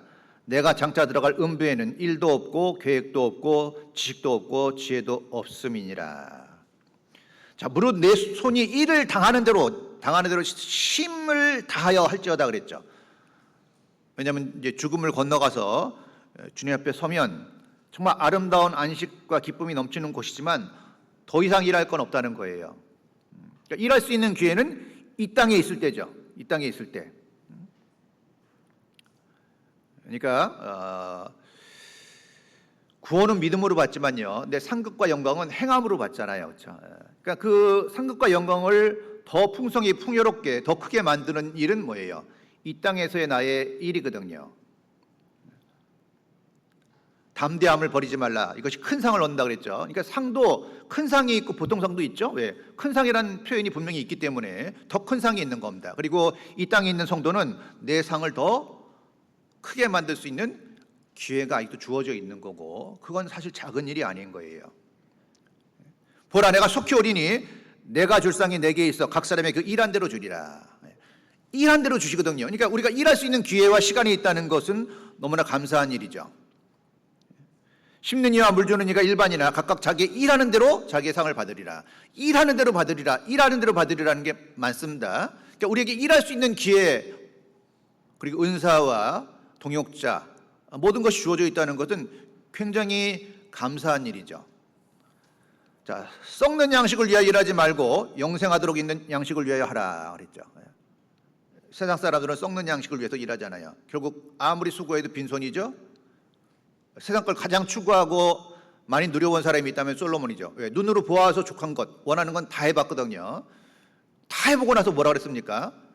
헛되고 헛되며 헛되고 헛되도다. 모든 것이 헛되고 해 아래서 사람이 수고하는 모든 것이 자기에게 무엇이 유익한 거 그랬잖아요. 중요한 거 뭐죠? 영원한 것만이 중요한 거예요. 세상 것은 잠깐일 뿐이죠. 그래서 모세는 잠시 죄악의 낙이라고 말씀하고 있잖아요. 이 세상도 그 정력도 지나가되 오직 하나님의 뜻을 행하는 이는 영원히 거하느니라. 오직 하나님의 뜻을 행하는 이는 영원히 거하느니라 그랬죠. 그래서 정말 우리에게 주어진 시간을요, 헛되이 사용해서는 안 될 거예요. 세월을 아끼라. 때가 악하니라. 정말 주님의 뜻이 무엇인지를 이해해야죠. 자, 누구든지 너희를 그리스도에게 속한 자라 하여 물 한 그릇을 주면 내가 진실로 너희에게 이르노니 저가 결탄코 상을 잃지 않으리라 그랬죠. 그리스도에게 속한 자라 해서 정말 물 한 그릇만 대접해줘도 그것이 상급으로 남습니다. 이 상급 생각해 보면 참 놀라운 것이, 제가 누군가를 전도했어요. 근데 그거로 끝나는 게 아니잖아요. 상급이요. 그 사람이 또 다른 사람을 전도하고 그 전도된 사람이 또 다른 사람들을 전도한다면 그게 다 내 상급으로 남는 거예요. 지금도 좀 전도한 사람들은요, 내 상급이 어디서 얼마큼 커가고 있는지 측량하기 어려울 정도입니다. 자, 하나님은 유한한 분이 아니죠. 하나님은 무한한 분입니다. 무한한 분이에요. 그러니까 우리의 상급도 무한한 가능성을 가지고 있는 거예요. 문제는 뭐죠? 내가 어떻게 하느냐에 따라 결과가 달라진다는 거예요. 그래서 이 세상을 열린 세상이라고 얘기하거든요. 하나님이 정해놓은 것이 아니라 우리가 어떻게 하느냐에 따라서 결과는 충분히 달라질 수 있다라는 걸 의미하는 겁니다. 여러분의 2022년까지의 상급이 얼마인지 결산돼 있는지는 잘 모르겠지만 2023년은 여러분의 상급을 키울 수 있는, 큰 상을 만들어갈 수 있는 기회가 주어진 겁니다. 그리고 봉성교회라는 좋은 환경은 약간의 특혜일지도 모르죠. 좋은 동기가 많다는 건 굉장히 유리한 거거든요, 사실요. 그래서 이 그리스도인들이요, 오늘 내 주머니에서 빠져나가는 돈만 원은 굉장히 아까워할 수 있는데 자기가 할 수 있는 일, 당연히 할 수 있는 일을 안 함으로 말미암아 빠져나가는 상급에 대해서는 좀 무감각할 수도 있다는 겁니다. 그걸 알게 되면 참 후회할 것이 많겠죠. 자, 우리의 삶이 얼마나 남아있는지, 기회가 얼마나 있는지 알 수 없어요. 옛날에 어렸을 때는 그런 말을 많이 들었어요. 미국은 기회의 땅이다. 미국은 기회의 땅이다. 왜 그런 말이 나왔겠어요? 한국은 좀 혈연, 지연, 학연 이런 것들에 의해서 영향을 많이 받는데 미국은 그런 거 없이 열심히만 하면은 성공할 수 있다는, 그것 때문에 기회의 땅이라는 얘기를 많이 했거든요. 우리 성도들에겐 이 땅의 성도는요, 이 땅이 기회의 땅인 거예요. 건강과 시간이 있다는 것은 일할 수 있다는 거잖아요. 일한 대로 갚아주리라. 그래서 그러므로 우리는 기회 있는 대로 모든 이에게 착한 일을 하되, 모든 이에게 착한 일을 하라 그랬어요. 기회 있는 대로 모든 이에게 착한 일을 하되 더욱 믿음의 가정들에게 할지니라 그랬죠. 자, 모든 이에게 착한 일을 하는 것이 필요하죠. 근데 더욱 믿음의 가정들에게 그랬으니까 우리 성도들의 가정을 돌아보고 교제하는 건 참으로 중요한 일입니다. 기회는 모두에게 주어졌는데 그 기회를 잡는 사람이 있는가 하면 놓치는 사람도 있잖아요. 자, 흩어 구제하여도 더욱 구하게 되는 일이 있나니 과도히 아껴도 가난해질 뿐이라 그랬죠. 재능이 있다면 재능을 베풀고요, 물질이 있다면 물질을 베푸는 것이 필요한 거예요. 그렇죠? 그 두 손으로 꽉 잡고 있는 게 지혜로운 게 아닙니다. 베풀 때 더 풍요로워지도록 되어 있거든요. 자, 그런데 우리가 일을 하는 데 있어서 어떻게 일할 것인가도 조심해야 하죠. 성경에 보면 이제 우리가 건축으로도 비유하고 있잖아요, 그렇죠? 집 짓는 게 신앙생활이라고 그랬거든요. 근데 어떻게 짓든지 조심하라는 말씀도 있어요. 함부로 지을 수가 없는 겁니다. 어떤 사람은 열심히 짓긴 했는데 가보니까 풀이나 나무나 지프로 지었어요. 그 불로써 공력에 불이 지나간다 그랬습니다. 새까맣게 타버릴 수도 있다는 거예요. 그 데살로니가 교회도요. 자, 우리가 들은즉 너희 가운데 규모 없이 행하여 도무지 일하지 아니하고 일만 만드는 자들이 있다 하니, 일을 안 하는데 일을 계속 만들어. 뭐예요? 일은 안 하면서, 할 일은 안 하면서 사고만 치는 사람들이 있다는 거죠. 데살로니가 후서는요, 어떤 문제예요? 주님 곧 재림하신다고 일도 안 하면서 일만 만드는 사람들이 있었기 때문에 이제 사도 바울이 그들을 향해서 이제 말씀해 주셨잖아요. 그래서 우리가 항상요, 주님의 일을 할 때 뭐 이런 생각이 좀 필요하다고 생각해요. 뭐냐면 내가 어떤 일을 하든지요, 동기가 중요해요. 동기가. 어떤 일을 하냐가 중요한 게 아니라 그 일을 내가 왜 하고 있느냐가 더 중요하거든요. 정말 순수한 동기를 하고 있느냐, 나의 영광을 위한 거냐, 하나님의 영광을 위한 거냐, 이걸 잘 생각하지 않잖아요. 그리고 의외로 자기를 위해서 일할 수 있어요. 주님을 위해서 일한다고 하는데 막상 뚜껑을 열어보면 자기를 위해서 하는 일들이 있을 수 있어요. 자기 명예를 위해서. 자, 너희가 먹든지 마시든지 무엇을 하든지 다 하나님의 영광을 위해 하라 그랬죠. 모든 동기는 하나님의 영광을 위해서 해야 돼요. 근데 이게 일을 오래 하다 보면요, 막 기계적으로 하다 보면 하나님은 온데간데 없고요, 나만 남아 있을 수 있거든요. 그러니까 이제 자기 방식대로 주장이 나오는 거예요. 주장이 나오는 이유는 뭡니까? 하나님이 사라졌기 때문이에요. 주장은 자기 주장이거든요. 그리고 일할 때 자기에게 맡겨진 일을 하는 게 중요하죠. 손은 손의 역할이 있고 발은 발의 역할이 있는데 다른 역할이 자꾸 간섭하고 그러는 건 썩 아름답지 않습니다. 그렇죠? 손은 손 역할만 하면 돼요. 그렇다고 해서 발에 전혀 관심 갖지 말라는 건 아닙니다. 왜냐하면 지체는 다양하지만 몸은 하나라 그랬지 않습니까? 그러니까 일사불란하게 움직여야 되기 때문에 간섭이 아니라 돕는 관계로 해야죠. 그렇죠? 왼손이 뭘 하는데 오른손이 자꾸 간섭하고 방해하는 게 아니라 왼손에 하는 일을 같이 도와서 하는 거잖아요. 그래서 빌립보서에 보면은 각각 자기 일을 돌아볼 뿐더러 또한 각각 다른 사람들의 일을 돌아보아 나의 기쁨을 충만케 하라. 먼저는 자기 일을 제대로 하고 그리고 다른 사람 일을 돌아보고 도와주는 역할은 괜찮습니다. 그렇게 해야지 연합이 되고 좋죠. 모든 지체는 유기적으로 연결되어 있습니다. 한 지체로서 일할 수 있는 게 없어요. 모두가 다 유기적으로 연결되어 있기 때문에 같이 움직여야지만 어떤 결과를 만들어낼 수 있는 거예요. 그래서 서로 돌아보아 사랑과 선행을 격려하는 가운데 함께 가야 됩니다. 그리고 뭐 이런 말 하잖아요. 일할 때마다 그런 말 많이 쓰죠. 일머리를 안다 좀. 그렇죠? 일머리 안다는 말 많이 쓰죠. 일머리라는 게 뭐예요? 어떤 일의 내용, 방법, 절차 따위들을 잘 아는 거예요. 그래서 일머리를 모르면 분주하고 바쁘게 일하는데 일이 성과가 없지 않습니까? 그 일머리 아는 사람들이 딱 들어가면 간단 명료하게 일이 딱 정리가 되잖아요. 근데 그 일머리란 말이 참 재밌는데 성경적으로 적용해 보니까 이렇게 생각하면 좋을 것 같아요. 일을 하려면 일머리를 알아야 된다 그랬으니까 머리의 뜻을 알아야 된다. 그렇죠? 일머리. 그렇게 한번 적용해 봤어요, 제가. 머리 대신 주님의 뜻을 알아야 돼요. 주님이 무엇을 원하는가에 초점이 맞춰져야지 내가 뭘 원하는가로 바뀐다든지 이렇게 되면 안 되거든요. 왜 일하다가 가끔 다툼이 생기고 문제가 생기느냐? 주님의 뜻을 잘 이해하지 못했기 때문이에요. 그래서 모든 것이 합력하여 선을 이룬다 그랬기 때문에 이렇게 마음을 모아서 또 정보를 공유하면서 하는 게 좋습니다. 대부분 교회에서 문제되는 건 이런 얘기더라고요. 나 몰랐어. 그렇죠? 나 몰랐어 하면은 비협조적이 될 가능성이 많아요. 그래서 모든 일을 동시에 다 알긴 어렵지만 정보를 공유하는 건 굉장히 중요한 가치가 있다라는 생각이 들어요. 모르면 도와줄 수가 없고 마음도 같이 할 수가 없어요. 내가 모르는 일이 잘 결과가 좋아도 별로 아멘이 안 될 때가 많죠. 내가 알고 같이 해야지만 은혜가 되는 일이 많거든요. 좀 일할 때 또 그런 것이 필요하겠다라는 생각이 들었습니다.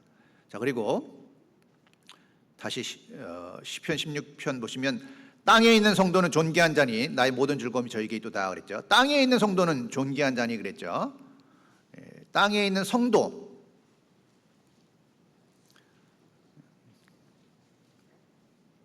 성도는 아무에게나 성도라고 얘기하지는 않습니다. 그렇죠? 그래서 고린도전서 1장을 찾겠습니다. 고린도전서 1장.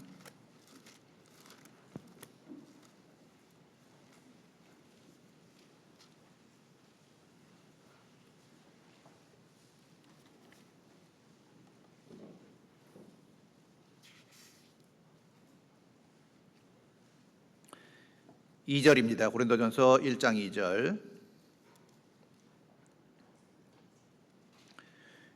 고린도에 있는 하나님의 교회 곧 그리스도 예수 안에서 거룩하여지고 성도라 부르심을 입은 자들과 그랬죠. 또 각처에서 우리 주 곧 저희와 우리의 주 되신 예수 그리스도의 이름을 부르는 모든 자들에게. 여기 보면 성도에 대한 정의가 잘 나와 있죠. 자, 고린도에 있는 하나님의 교회 곧 그리스도 예수 안에서 거룩하여지고 성도라 부르심을 입은 자들과. 그래서 이 교회를요, 그 헬라어로 에클레시아, 구별된 무리, 거룩한 무리, 빼어낸 무리. 이 구약 시대 광야 교회가 있었죠. 사도행전에 그렇게 나옵니다. 애굽에서 종살이하다가 하나님의 능력으로 모세를 통해서 유월절 밤을 통과하고 홍해를 건너서 광야에 들어온 무리, 그렇죠? 하나님이 의도적으로 빼어낸, 애굽에서 빼어낸 무리죠. 그리고 애굽과 구별시킨 무리, 거룩한 성도잖아요. 그래서 구원받은 사람들은요, 거룩해진 사람들이죠. 이미 이 뜻을 조차 예수 그리스도의 몸을 단번에 들이심으로 말미암아 우리가 거룩함을 얻었노라 그랬죠. 이미 거룩함을 얻었어요. 거룩해졌기 때문에 거룩하게 살라고 말씀하고 있는 거예요. 예수님의 십자가의 죽으심으로 말미암아 우리를 죄에서 구원하시고 거룩하게 하셨죠. 그래서 시브리서 2장에는 거룩하게 하시는 자와 거룩하게 함을 입은 자들이 다 하나에서 난지라 그러므로 형제라 부르시기를 부끄러워 아니하시고. 자, 아무한테나 형제자매라고 부르지 않습니다. 구원을 받고 거룩하여진 자에게 우리가 형제자매라고 부르는 거예요. 그래서 거룩해졌기 때문에 거룩한 삶을 살라고 강조하고 있죠. 내가 거룩하니 너희도 거룩할지어다. 자, 아무리 은사가 있고 능력이 있더라도요, 이 성도가 거룩하지 않으면 그거 참 아무 의미가 없다고 생각해요. 그렇지 않나요? 일도 잘해, 능력도 있어요, 헌금도 잘하는데 삶이 거룩하지가 않아요. 세상하고 뒤섞여 있어, 죄하고 뒤범벅이 돼 있어. 그런 게 무슨 의미가 있겠어요? 아무 의미가 없어요. 토요일 날 막 술 마시고 춤추고 놀다가 뭐 이렇게 와 있다. 그 무슨 의미가 있겠어요, 그렇죠? 교회에서만 거룩한 게 아니잖아요. 삶 속에서 너는 세상의 빛이라 그랬습니다. 어두운 가운데 있을 수 없거든요. 구별된 삶을 살라고 주님 말씀하고 있는 거예요. 그래서 이 건물들이 기초만큼 올릴 수 있듯이 이 거룩의 신앙생활의 기초와 같습니다. 기본적으로 내가 구별된 삶, 거룩한 삶을 살아야지만 그 위에 신앙을 올릴 수 있는 거예요. 그게 안 되면 인정받을 수 없습니다. 자, 그러나 우리 시대는 거룩하지 않은 시대죠. 자, 거룩하면 사람들이 좀 오해하는 게 있어요. 구별된 삶을 살라 그랬으니까 산속에 들어가 있으면 거룩할까? 그렇죠. 세상하고 딱 단절돼 갖고 산속에 딱 들어가서 수도원 같은 데 딱 있으면 구별됐잖아요, 일단. 근데 성경에서 말하는 거룩은 그런 게 아니에요. 성경에서 말하는 거룩은 세상과 결별하고 산속에 들어가서 외딴 곳에 혼자 사는 것이 거룩이 아니에요. 그건 거의 도피일 수도 있습니다. 성경에서 말하는 거룩은 그게 아니에요. 성경에서 말하는 거룩을 제일 쉽게 알 수 있는 게 레위기 11장입니다. 그래서 자, 레위기 11장 보시죠. 레위기 11장.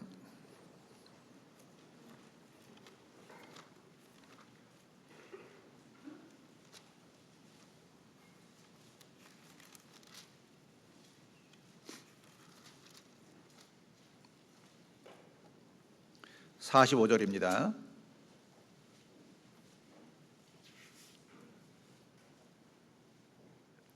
45절.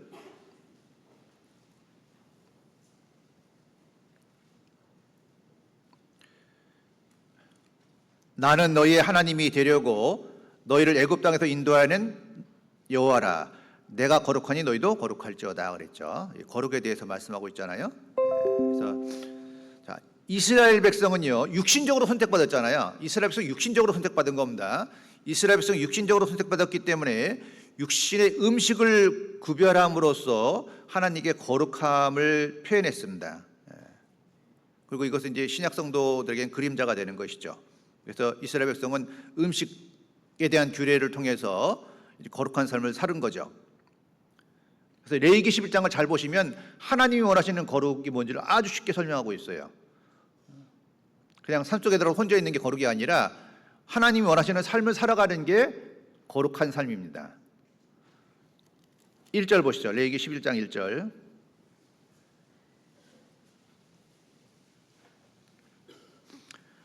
여호와께서 모세와 아론에게 고하여 그들에게 이르시되 이스라엘 자손에게 고하여 이르라. 육지 모든 짐승 중 너희의 먹을 만한 생물은 이러하니 짐승 중 무릇 굽이 갈라져 쪽발이 되고 새김질하는 것은 너희가 먹되 그랬죠.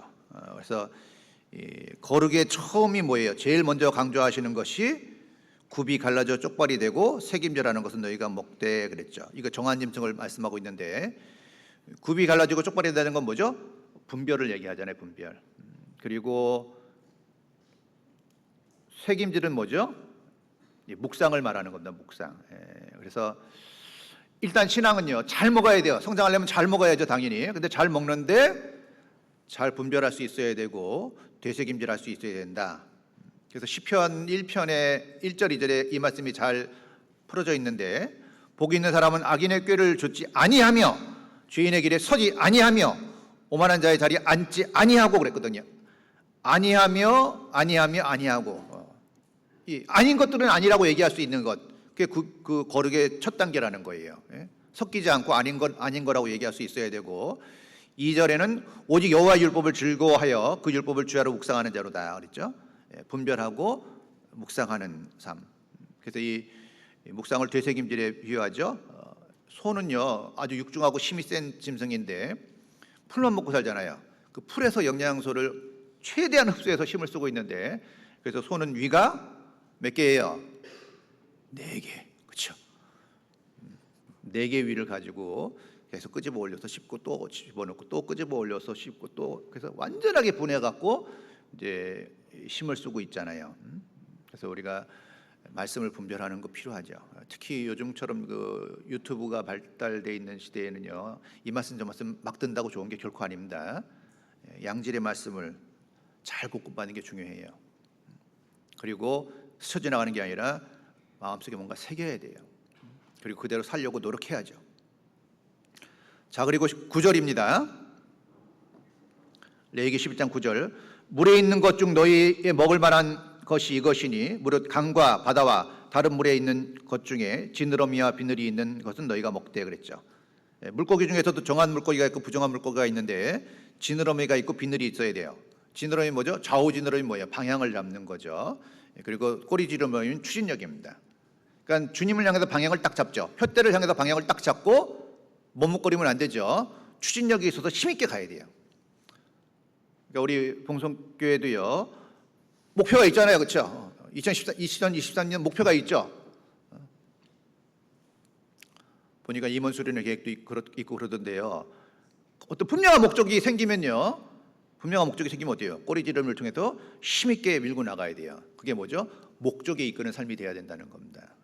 목적이 분명하고 우리의 삶의 방향이 분명할 때 힘이 나오거든요. 왜 그리스도인의 삶이 힘이 없냐면요, 사실은 방향을 잃었을 때 힘이 없는 거예요. 방향을 잃었을 때. 가끔 그런 생각 들지 않으세요? 내가 지금 잘하고 있는 건가? 내가 지금 잘 살고 있는 거야? 좀 방향성이 조금 헷갈릴 때 있지 않아요? 내가 이렇게 살고 있는 게 정말 잘하고 있는 거예요, 과연? 방향성을 잃었을 때거든요. 그때는 이제 말씀과 교제 가운데 힘있게 하면요, 서로 힘을 얻을 수 있고 목표가 아주 선명해집니다. 목표가 선명해져야지만 꼬리지느러미가 힘을 쓸 수 있는 겁니다. 꼬리는 힘이 있는데 좌우지느러미가 비실비실하면 어떻게 돼요? 뭐 어디로 가는지 모르고 가잖아요. 그래서 믿음의 교제가 너희 가운데 있는 선을 알게 한다 그랬지 않습니까? 정말 하나님 원하시는 선이 뭔지를 알고 힘있게 갈 수 있는 거예요. 그리고 비늘은 또 뭐예요? 갑옷과 같은 거잖아요. 그래서 이제 물살을 거슬러서 올라가다 보면 돌에도 부딪힐 수 있고 여러 가지 부딪힐 수 있는 상황이 있을 때 비늘이 없으면 큰 상처를 입게 됩니다. 그래서 이렇게 딱 마음의 무장을 하는 게 필요하겠죠, 당연히. 그래야 끝까지 갈 수 있겠죠. 자, 그리고 20절입니다. 레위기 11장 20절. 날개가 있고 네 발로 기어다니는 곤충은 너희에게 가증하되 오직 날개가 있고 네 발로 기어다니는 모든 곤충 중에 그 발에 뛰는 다리가 있어 땅에서 뛰는 것은 너희가 먹을지니 그랬죠. 뛰는 것은 정하다 그랬거든요. 뛰는 다리가 있어 그랬잖아요. 그래서 하늘을 사모한다는 의미가 있고요. 뛰니까. 그리고 장애물이 있을 때 어때요? 뛰어서 넘는. 자, 우린 개인마다 다 누구나 한계라는 걸 가지고 있어요. 그렇죠? 습관적인 한계도 있어요. 그렇죠? 늘 그 습관에서 벗어나지 못하는 게 있죠. 나쁜 습관들도 있잖아요. 우리 작년 돌아올 때 여러분의 시간을 좀 먹은, 관계를 깨는, 나에게 결코 유익하지 못한, 나도 알고 있고 상대방도 알고 있는 어떤 그런 나쁜 습관들이 있을 수 있습니다. 그런 걸 좀 뛰어넘어야 돼요. 그 한계를 넘는, 힘있게 하늘을 향해서 솟아오르면서 장애물을 뛰어넘는. 그래서 다윗이요, 내가 주를 의뢰하고 적군에 달리며 내 하나님을 의지하고 성벽을 뛰어넘나이다. 이 성벽을 뛰어넘는 건 엄청난 일이지 않습니까? 근데 정말요, 우리 양심적으로 하나님이 합당치 못한 걸 알잖아요. 잘못된 습관들, 뭐 언어 습관도 그렇고요, 말 함부로 하는 거랄지, 뭐 시간을 잘 안 지키는 거랄지, 헌금에 인색한 거랄지, 전도에 무관심한 거랄지, 맨 일을 하긴 하는데 툴거리는 습관이랄지, 어떤 그 습관들이 있어요, 사람들이요. 정말 하나님 앞에 내놓고요, 그걸 좀 뛰어넘는, 그걸 좀 깨고 버리고, 그런 정말 각오가 있지 않으면요, 그냥 변함없는 삶을 답습할 수밖에 없습니다. 자, 그리고 이제 복음의 신을 신으라는 말씀도 뒤에 나옵니다. 이 발바닥으로 다니는 것은 다 부정하다는 말씀이 있거든요. 그래서 복음의 신을 신고, 다시 말하면 주님이 인도하시는 대로만 순종해서 가겠다는 그런 마음을 가지고 사는 것, 이런 것들을 성경에서는 거룩한 삶이라고 얘기하고 있는 거예요. 그걸 하면서 가야지 외딴 곳에 떨어져 있다고 거룩한 게 아닙니다. 말씀을 분별하고 묵상을 하고, 그렇죠? 그리고 방향을 잡고 힘있게 추진하는 가운데 그 말씀으로 무장을 딱 하고 전신갑주를 입고, 그 장애물이 나오면 뛰어넘고 주님께 순종하는 어떤 그런 삶을 꾸준하게 살아가는 것이 거룩한 삶이 되는 거예요.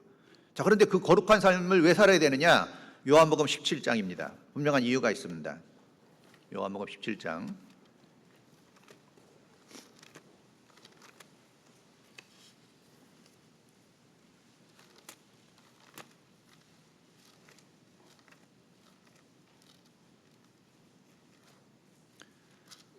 17장 19절입니다.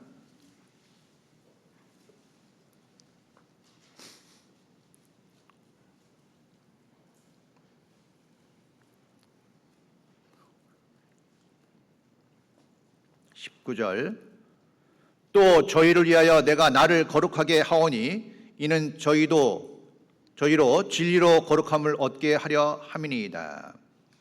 자, 또 저희를 위하여 내가 나를 거룩하게 하오니 그랬죠. 자, 거룩 자체가 목적이 아니라 거룩을 통해서 더 많은 사람을 주님의 품으로 인도하기 위한 거예요. 자, 예수님 자신도 자신을 이렇게 구별시킨 이유가 뭡니까? 우리를 거룩하게 하시기 위해서.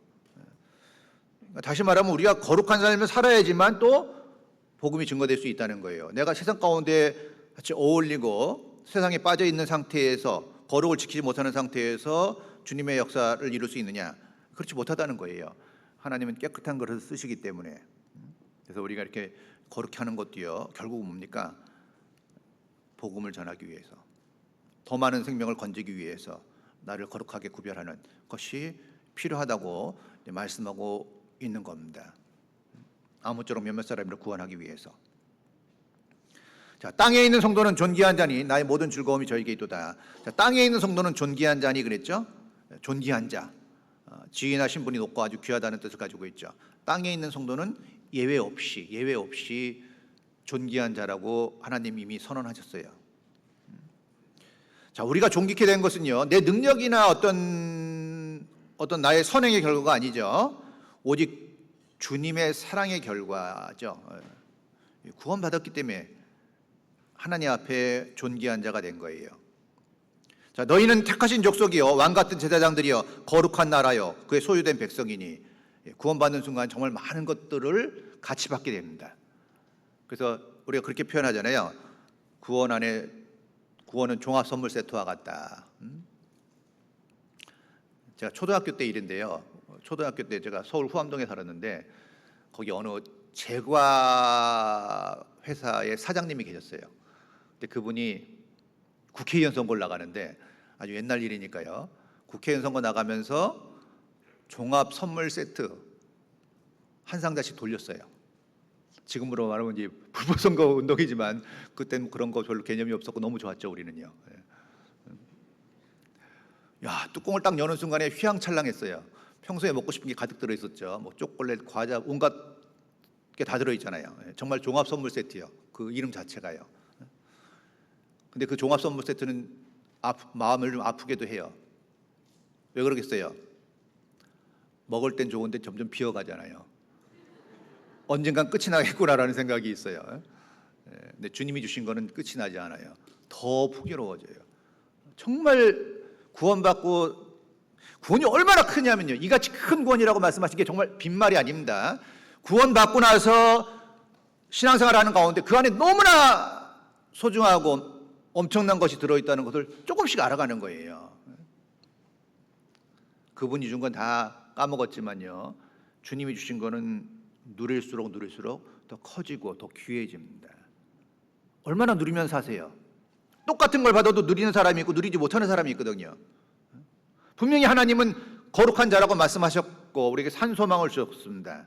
그리고 환난 중에도 기뻐할 수 있는 사람들이 유일하게 그리스도인이라고 말씀하고 있는데 실제로 환난 가운데 기뻐하고 있어요? 그럴 수가 있나? 그럴 수 있다고 말씀하고 있거든요. 실제로 그런 게 정상인 거예요. 근데 내가 정상적으로 살지 못하면서 마치 스스로 정상적으로 사는 양 착각할 수 있다는 거예요. 아, 그럴 수 있겠나? 환난 중에 기뻐하다니. 그러나 사실요, 온전한 신앙을 갖고 있으면 환난 중에도 기뻐할 수 있어요. 자, 주님은 성령으로 기뻐했다고 말씀하고 있습니다. 성령으로 기뻐했다는 게 무슨 뜻일까? 예수님의 길은 정말 고난의 길이었잖아요, 그렇죠? 웃었다는 말씀이 없어요.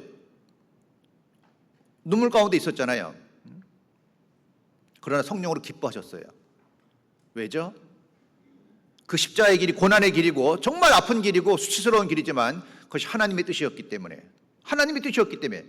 그리고 그 십자가는 정말 고난스럽지만 십자가를 통해서 인류를 건질 수 있는 가치 있는 일이었기 때문에, 그리고 십자가를 통과하면 영광이 있기 때문에, 그것이 분명했기 때문에 그 의미와 가치를 알 때 기뻐할 수 있는 거예요. 우리에게도 십자가를 지고 조처라 했죠? 자기를 부인하고 자기 십자가를 지고 예수님을 조처라는 말씀이 있는데 십자가는 고난의 상징입니다.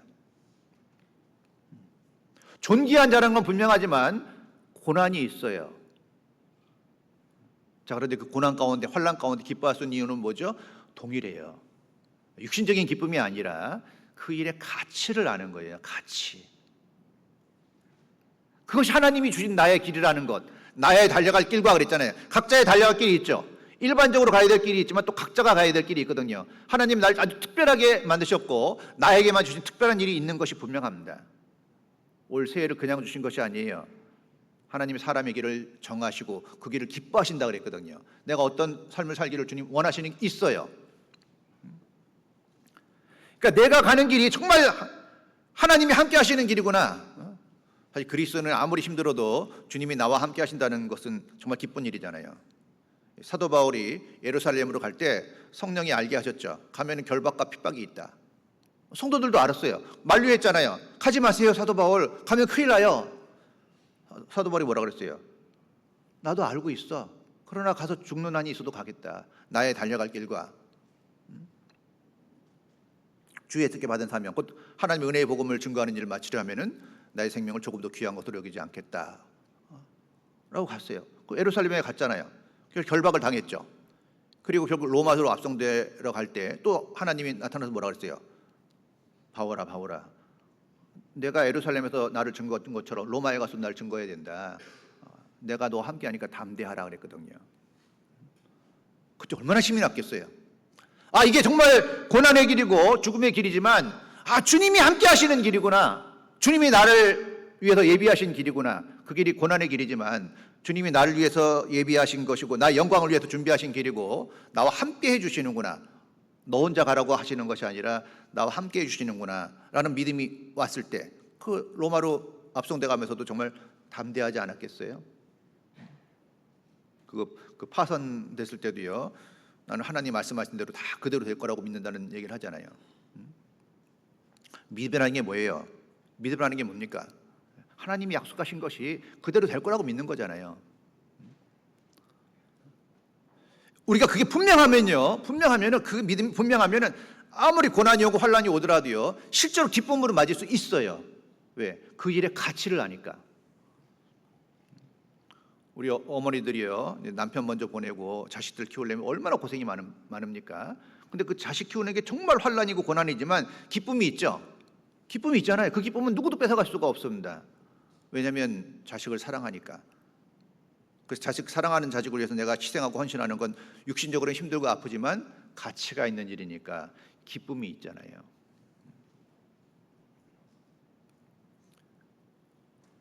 그리스도의 삶은 거기서 힘이 나오는 거예요. 이 길이 분명 하나님이 허락하신 길이고 이 길을 갈 수 있도록 나에게 한 해를 허락하셨구나. 아직도 내게 기회가 주어졌구나. 정말 내가 볼 때 나는 너무나 유치하고 부족하고 게으르고 나태하고 변덕스럽고 정말 쓸모없는 인간처럼 내 자신이 보일 때가 너무나 많은데도 불구하고 나에게 새로운 해를 주셨고 나에게 은사와 재능을 주셨고 동역자들을 주셨구나. 그리고 그 일을 해가는 가운데 어려움이 있지만 그 분명한 확신이 있다면 기뻐할 수 있는 거예요. 그리고 기뻐해야 돼요. 기뻐해야 돼요. 왜죠? 항상 기뻐하라 그랬잖아요. 항상 기쁘다가 아닙니다. 항상 기쁘다가 아니에요. 항상 기뻐하라 그랬으니까 기뻐하셔야 돼요. 조금 안 좋은 일이 있더라도 기뻐하셔야 돼요. 기뻐해 보세요. 한번 웃어보세요. 네? 웃는 거 굉장히 중요합니다. 웃을 때 기분도 좋아져요. 실제로 의지를 갖고 해보시는 것도 필요해요. 범사에 감사하라. 우리 감정적으로 범사에 다 감사할 수 있어요? 감정적으로? 근데 감사하라 그랬거든요. 의지와 이성을 발동해서 감사할 수 있는 거예요. 그거는요. 왜? 말씀드린 대로 이것도 하나의 과정이고 지금 이것이 환란이고 고난이지만 주님 앞에 가면 분명히 영광이 될 수 있을 거라는 믿음을 가지면 감사할 수 있는 거예요.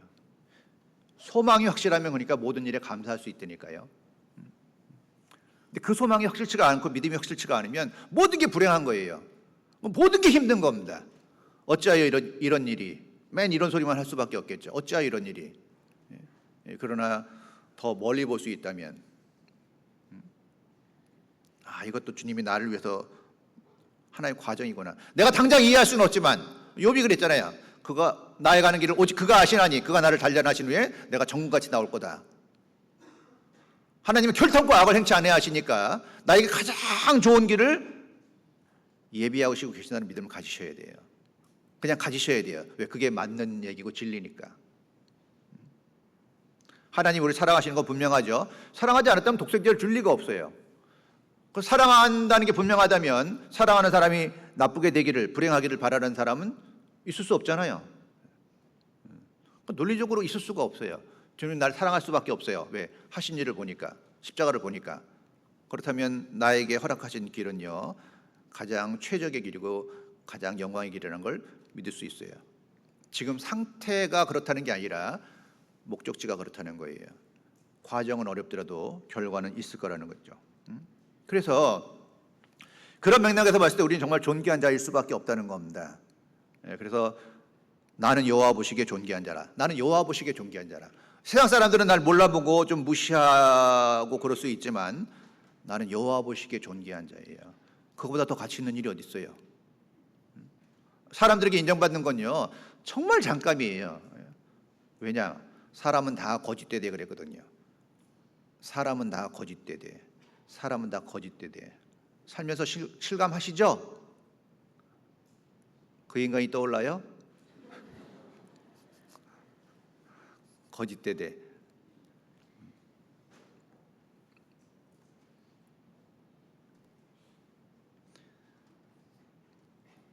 고린도후서 6장 보시죠. 고린도후서 6장.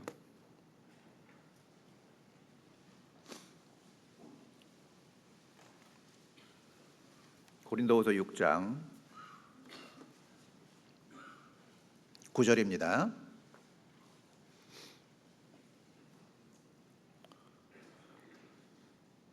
(6장 9절) 무명한 자 같으나 유명한 자여, 죽는 자 같으나 보라 우리가 살고, 징계를 받는 자 같으나 죽임을 당하지 아니하고, 근심하는 자 같으나 항상 기뻐하고, 가난한 자 같으나 많은 사람을 부요하게 하고, 아무것도 없는 자 같으나 모든 것을 가진 자로다. 정말 위안이 되는 말씀이죠. 무명한 자 같으나 유명한 자요. 주님 앞에는 유명한 자잖아요. 죽는 자 같으나 보라 우리가 살고, 징계를 받는 자 같으나 죽음을 당하지 아니하고, 근심하는 자 같으나 항상 기뻐하고, 가난한 자 같으나 많은 사람을 부요하게 하고, 아무것도 없는 자 같으나 모든 것을 가진 자로다. 누가복음 16장에 거지 나사로가 나옵니다. 이 세상에서는 관심도 못 받고요, 정말 가난했죠. 거지로 살았어요. 그러나 하나님의 자녀이기 때문에 하나님 보시기에 존귀한 자였고, 죽음을 건너가서 완전히 달라졌잖아요. 그런 구원받은 자였기 때문에, 하나님의 자녀였기 때문에. 반면 부자는요, 이 땅에서 사람들에게 존귀 여김을 받았겠죠. 그러나 죽음을 건너가서 지옥 밑창에 떨어졌잖아요. 이 땅에서 잠깐 잘 먹고 잘 사는 게 중요해요? 그렇지 않죠. 정말 잠깐이지 않습니까? 자, 그렇다면요, 우리가 어떻게 살아야 될 것이냐? 나를 존중히 여기는 자를 내가 존중히 여기고, 나를 멸시하는 자를 내가 경멸히 여기리라. 하나님도 이런 말씀하셨어요. 나를 존중히 여기는 자를 내가 존중히 여기고. 하나님도 마찬가지예요. 하나님을 존중히 여기는 자를 존중히 여기십니다. 나를 멸시하는 자를 내가 경멸히 여기리라. 하나님도 존중받기를 원하시는 거죠. 하나님도 하나님으로서의 대우를 받기를 원하시는 거예요. 그게 첫 번째로 구원받는 거예요. 창조주 하나님을 인정하고 구세주 예수님을 인정하는 것. 그게 하나님을 존중하는 거잖아요. 그리고 이제 삶 속에서 순종하는 삶이 필요하겠죠. 자, 그래서요, 우리가 존귀한 자가 분명하다면요, 우리도 서로 이런 마음을 먹는 게 필요하죠. 나를 존중히 여기는 자를 내가 존중히 여긴다 그랬잖아요. 근데 이렇게 적용하는 게 맞아요.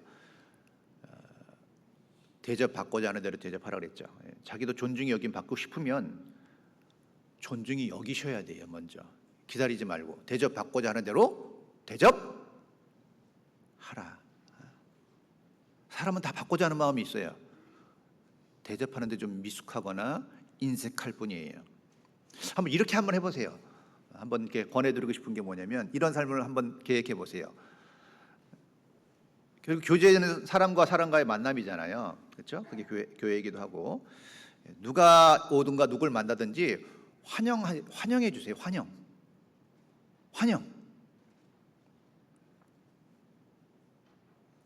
뭐 두 손 들고 막 이렇게 환영하라는 건 아니고요. 예. 따뜻한 미소로 환영해주고 반갑게 맞아주는 거, 관심을 가져주는 거예요. 예. 표현하는 거예요. 사람은 환영받으면 좋아요. 여러분 환영받을 때 좋아요? 무시당할 때 좋아요? 환영할 때 좋아요? 예. 누군가 나를 기억해주고 알아주고 환영해주는 걸 누구나 바래요. 왜 환영받을 때 좋죠? 환영받을 때 내가 중요한 사람이라고 인식하거든요. 아, 난 과연 중요한 사람이야. 나를 환영해주는구나. 그러면 이제 자존감이 올라가면 행복해지고, 자존감이 올라간 사람이 일을 더 능동적으로 할 수 있어요. 이 자존감이 떨어지면 굉장히 사람이 수동적이 됩니다. 자존감이 떨어지면 좀 자기 비하가 올 수 있습니다. 그리스도인이 자기 비하가 오는 게 별로 좋은 게 아니에요. 그건 겸손하고 또 다른 겁니다. 이렇게 자기 비하가 심하게 오면 어떤 일도 하기가 어려운 거예요. 그래서 항상요, 환영하면서 사람을 세우는 쪽으로 한번 무조건 사람을 세우는 쪽으로. 사람을 세우기 위해서는요, 어떻게 해야 되냐면 관심과 칭찬이 필요합니다. 칭찬, 특히 칭찬. 사람 세우기 위해서는 칭찬이 아주 좋은 거고, 칭찬하는 가운데 기대하는 거예요. 사람은 있는 그대로 말해주면은 그만큼밖에 안 되는데요, 기대하면은 기대에 부응하려고 하는 마음이 생겨요. 제가 부산에 왔을 때 이제 제가 부산교회 이제 발령받았으니까 부산이 좀 살기 좋더라고요. 날씨도 좋고요. 예?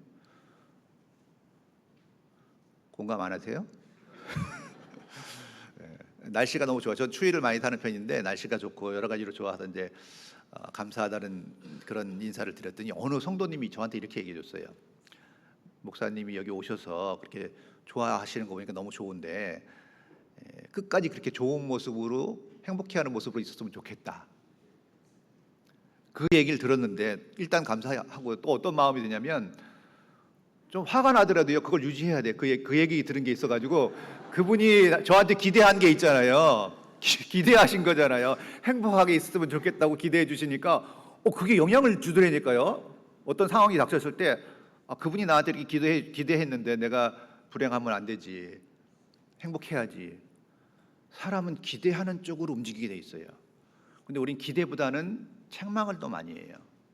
왜 이거밖에 못하냐? 그런 얘기 있잖아요. 학생한테 공부하라 하니까 스트레스 많이 받았어요. 근데 어느 날 1등 했다 그러잖아요. 1등 했어 아빠. 칭찬받으려고 갔는데 아빠가 하는 말, 1등 하는 것보다 더 어려운 건 지키는 거야.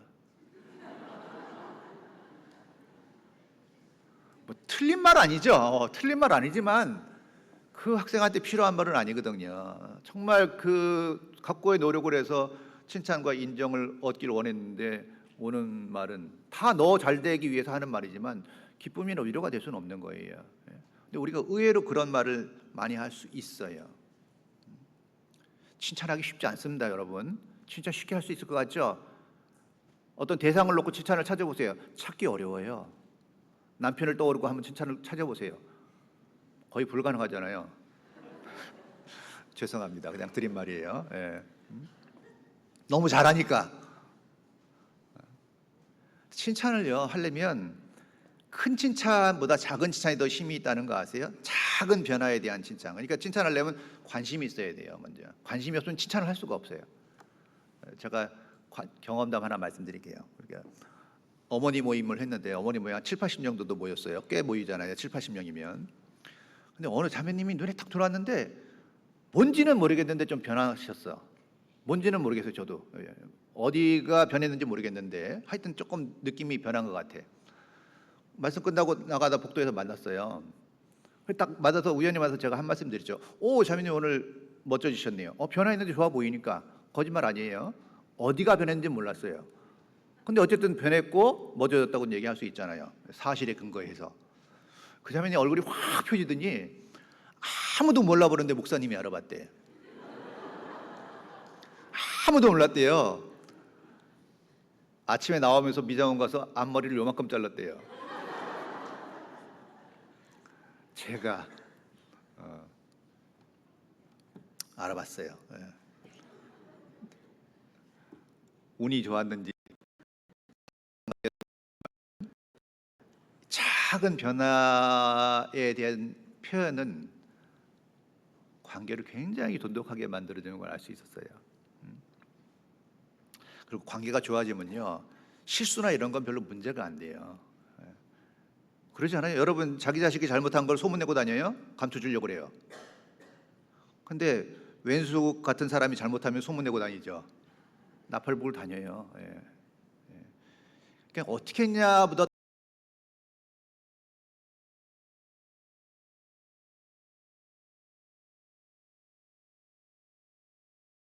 지옥 갈 죄가 아니잖아요. 하나님이 앞서 보기 때문에 그 죄가 사실 큰 문제가 안 되는 거면 자백하고 돌이키고, 그래서 의미가 전혀 다르지 않습니까? 그러니까 그렇게 볼 때 우리 성도들과의 관계도요, 서로를 환영해주고 작은 변화에도 관심을 보여주고 사랑을 나타내라 그랬지 않습니까? 사랑을 나타내라. 그 사랑만 가지고 있으면은 꼭 좋은 건 아니에요. 사랑 자체가 있다는 건 나쁜 게 아니죠. 그러나 그 사랑을 표현하지 않으면 그 사랑이 무슨 의미가 있겠어요? 그래서 가족들과 함께 살다가 먼저 임종을 맞이하는 부모님들이 마지막에 하는 얘기가 그거라고 그러잖아요. 가족들을 사랑하는 건 100% 확실한데 표현 못한 거에 대한 후회를 한답니다. 정말 100% 공감돼요. 표현하지 못한 거.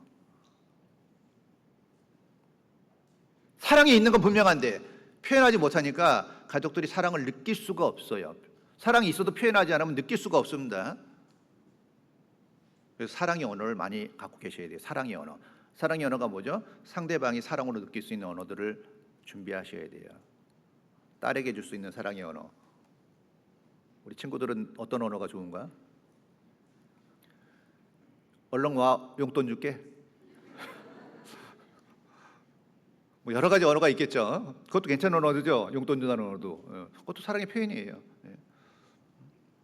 그 외에도 좀 관심을 가지면은요, 할 수 있는 게 많아요. 사람들 대부분 외롭다는 얘기를 많이 하더라고요. 교제해 보면 참 이상하죠. 주변에 식구도 있고 다 많은데 의외로 외롭다는 사람들이 많아요. 왜 그러세요? 외로우세요? 여기서 잘 대답 못하죠. 근데 가까이 들어가서 교제해 보면 외로움을 많이 느껴요. 가족도 있고 성도도 있고 다 있는데 외롭대요. 이런 것 같아요. 자기를 정말 받아주고 이해해주는 사람과의 교제가 별로 없는 거예요. 한 사람이라도 자기를 받아주고 이해해주고 알아주는 사람이 있으면 외롭지 않거든요. 그게 안 될 수 있어요. 그럼 부부간에 있어도 외로울 수 있어요. 나를 인정해주고 알아주고 기억해주고 위로해줄 수 있는 사람이 있으면 외로움을 안 느낄 수 있는데 그런 영역을 확보를 못한 거예요. 그런데 그건 그냥 생기는 게 아니에요. 구원은 거저받지만 동역자를 만들어가는 건데 역량이 필요해요. 지경을 넓히기 위해서는요, 시간과 물질과 마음과 모든 것들을 사용하고 능동적인 자세를 가져야지만 사람을 사귀고 좋은 동역자를 만들어갈 수 있고 그것이 나에게 면류관이 되는 거예요. 그래서 말씀드린 대로요, 환영 받으시려면 환영하셔야 돼요. 칭찬 받으시려면 칭찬하세요. 아주 간단해요. 비판받지 않으면 비판하지 말라 그랬죠? 비판받고 싶으면 비판하세요. 100% 비판 받아요. 왜? 하나님 말씀하셨으니까요. 그러니까 적극적으로요 해보세요. 돼요. 보니까. 그리고 평소에 항상 긍정적인 말을 쓰려고 노력해 보세요. 어떤 면이든 양면성이 있어요. 양면성이 있다는 건 뭐냐면 나쁜 면만 있진 않아요. 항상 어떤 사건도 양면성이 있어요. 좋은 면도 있어요. 애가 꼴등을 했다. 시험 봤을 때 꼴등했대. 황당하죠. 근데 이제 더 이상 떨어질 데가 없잖아요. 안전하잖아요, 일단. 이제 올라가는 일만 남았으니까 희망이 있잖아요. 비전도 있고.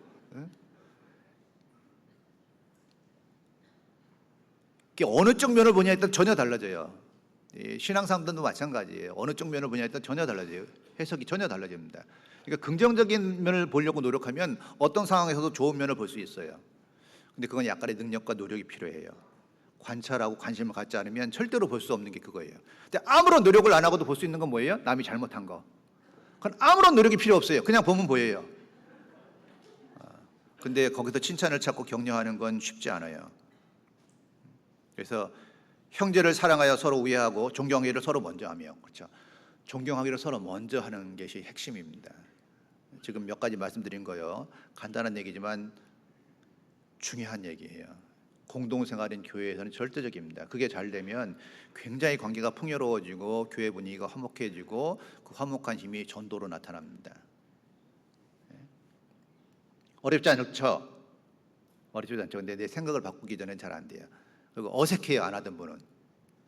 어색해요. 아주 어색해요. 근데 자꾸 하면 익숙해져요.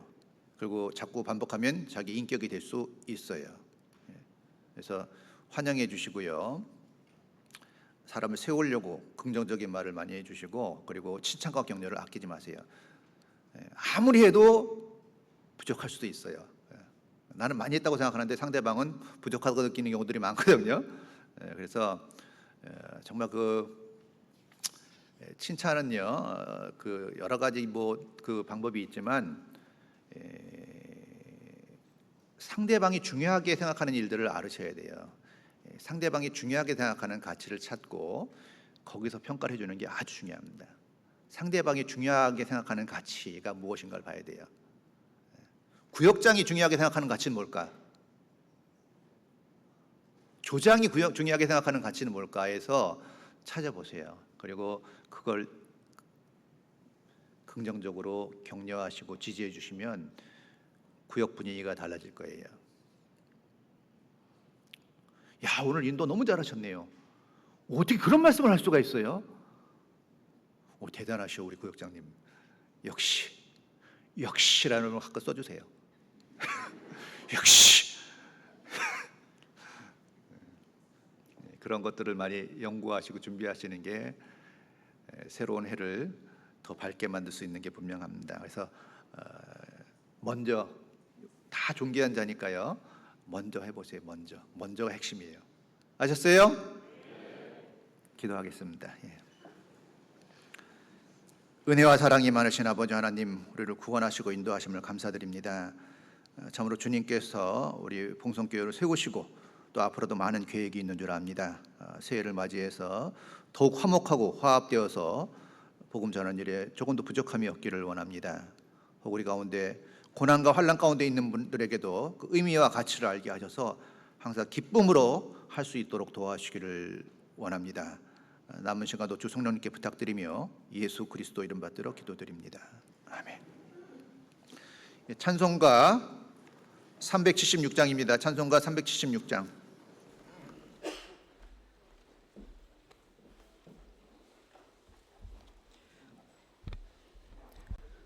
찬송가 370